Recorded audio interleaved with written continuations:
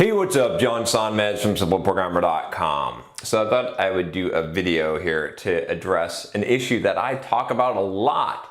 In fact, I have a whole playlist dedicated to specializing in software development, but I always get arguments about this, and it's worth talking about a lot because this is kind of an interesting thing here. As you know, is being a specialist good? I always say yes, and people misunderstand this. So I thought I'll clear this up some more here by talking about by addressing some concerns here that you may have as well, because I know a lot of you, if you've taken my blogging course, which you can of course check out here, it's a free course, email course on how to create a blog to boost your career.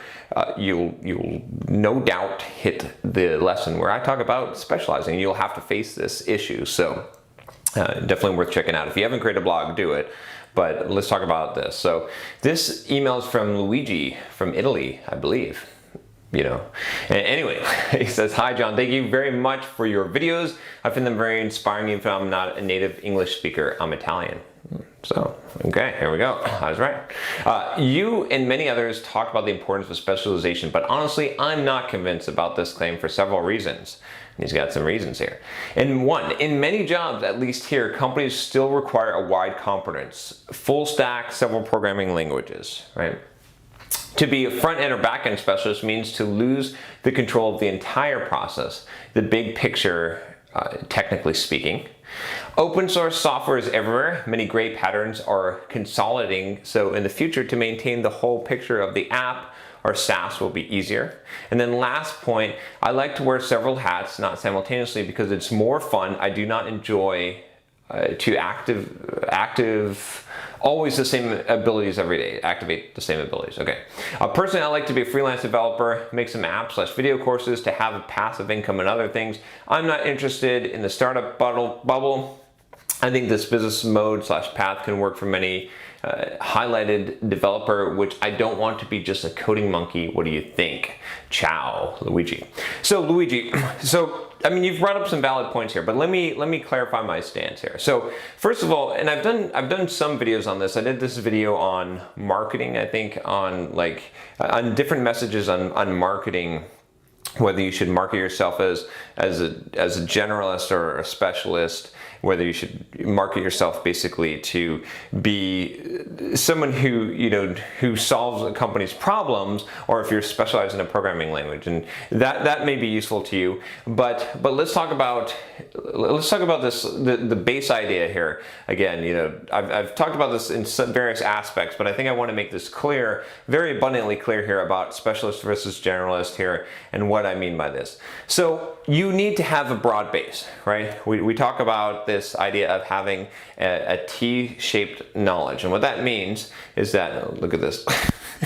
Anyway, a T-shaped knowledge means this. It means that you've got this broad base, so you've got a lot of stuff that you know about software development, and you've got one thing where you've gone real deep that you've specialized in. And you can have E-shaped, right? You can have multiple of these specialization areas, and you should start to develop them over time, right? I've got multiple areas where you could say that I've developed expertise, and I'm trying to develop lots of different expertise, but you want to go deep first. It's all about order. If you had enough time in the universe to learn everything, then you would learn it all, right? I would say that would give you the most benefit.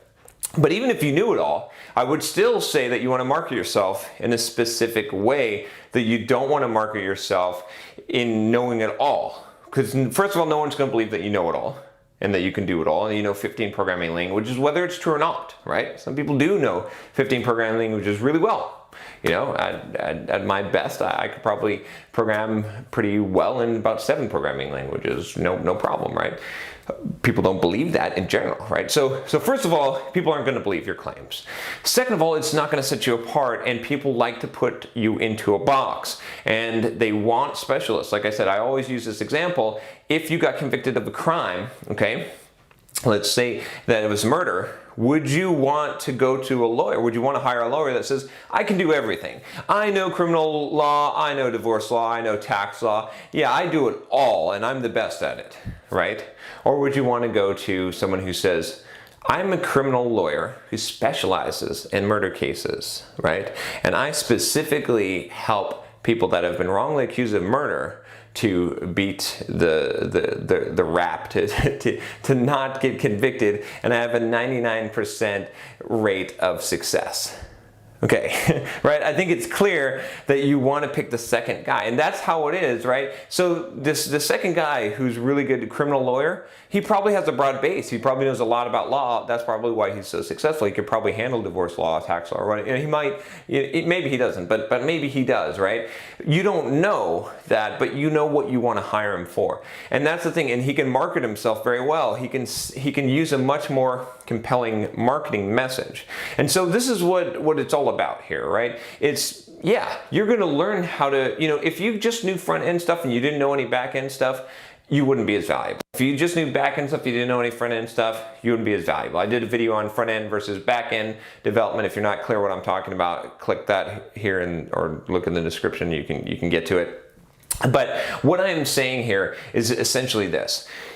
You've got to know, there's a base knowledge that you've got to know. And the broader your base is, the more that you know in general areas, the better you're going to be to do your job and to adapt and to understand and see connections between things. And if you have multiple areas of specialty, right, that I talked about, that T-shaped knowledge, you're really going to see connections. People like Elon Musk, that's why they're so damn good, is because they are experts in multiple things. He's literally a rocket scientist, but he knows so much about business, and he knows finances because he did PayPal, and he knows energy, right, and astrophysics, right? There's all these areas that end up connecting and crossing over, and so there's a huge value in that. So there is definitely value in that as well. So in software development companies that are hiring software developers, obviously they want people that have a broad knowledge, but still the thing that's going to set you apart, right, is having a specialty, something that you can get attention for, because it's really hard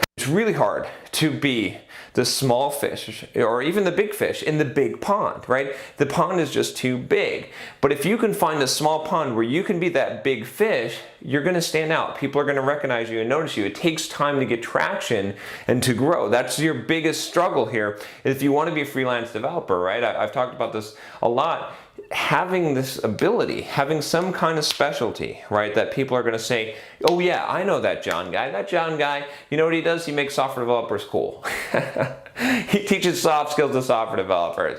He's a personal development coach for software developers, right? They can put me in that box, and that's great, right? I know a whole bunch more stuff. I did a whole bunch of Pluralsight courses, right? I know a lot of programming languages, have good programming experience, but I don't bring all that to the table anymore, right? Instead, I just say that I teach soft skills to software developers. I say that I help make software developers, I teach them how to be cool, right? I say something like that markets, that makes it very clear in your mind what I do, because that's what I want to do, and that's what I want to be known for right now, because that's the area that I'm trying to focus on, being that big fish in that small pond. Does that make sense, right? Even though I've got all this other background, right? I'm obviously into fitness, and I know a lot, but I'm not going to give you that whole laundry list, because if I say, oh, what do I do? Well, I am a programmer, and I specialize in C# and Java, and I teach programming courses, and I am an author, and I write books, and I teach software developers how to manage their finances. I'm a real estate investor. I'm also a fitness guru. I've been doing fitness for a long time, and I teach, whoa, hold on. I just want to know what you do, not everything in your life, right? You see what I'm saying? You've got to be able to specifically put someone in a box so that they can, even though we don't all fit in boxes, people want to do that in your mind. That's how they're going to remember you. That's how you're going to stand out, and they're going to hire you. If it's too much noise, people don't pay attention to anything. So does that make sense, right? And here's the other piece of this. As you start to gain a reputation and you start to grow, right? And you can look at Simple Programmer as an example here, right? This YouTube channel was, if you look at the beginning, it was very much more focused on career questions, right? And this question happens to be, but as the audience grew, as I started to gain more popularity, more people know who I am, I can spread out a little bit. I can be a little bit more generalist. I can finally get into that personal development for software developers. If I just started there teaching all that stuff, it would be very difficult, right? You got to have a reputation, build some traction, and then you can expand out. And there's multiple ways to do it. Again, check out the playlist on specialization. And in one of the career playlists too, you can find a lot of videos I've done that talk about this, from doing concentric circles, right? You could do that from your specialization and move out to bigger areas, to bigger ponds. Essentially, you can jump the pond to another pond where you're bridging two things, take unrelated things. You can take a totally different spin on something and be a funny person who does this. All kinds of, there's a lot of ways to do this, to market yourself, so again, I would tell you one other thing here, which is, the marketing yourself is what's going to be important, right? This is about the marketing message. Specialist versus generalist.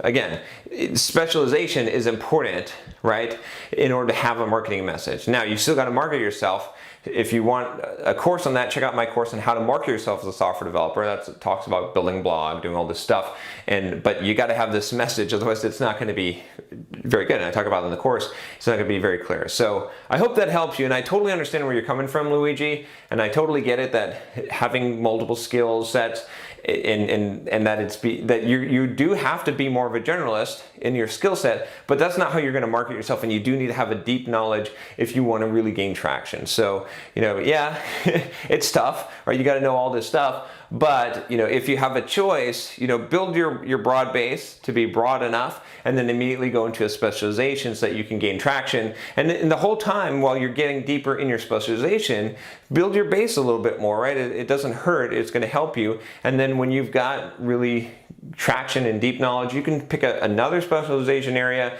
and take your T-shaped knowledge into a C or an E, or however many teeth you want to put on that comb, but you got to start somewhere. So anyway, if you like this video, if you want more videos about software development, about your life, about everything, check out the subscribe button below. If you just want to know why am I wearing this hat today, click the subscribe button. I don't know what that has to do with anything, but click the subscribe button. All right, I'll talk to you next time. Take care.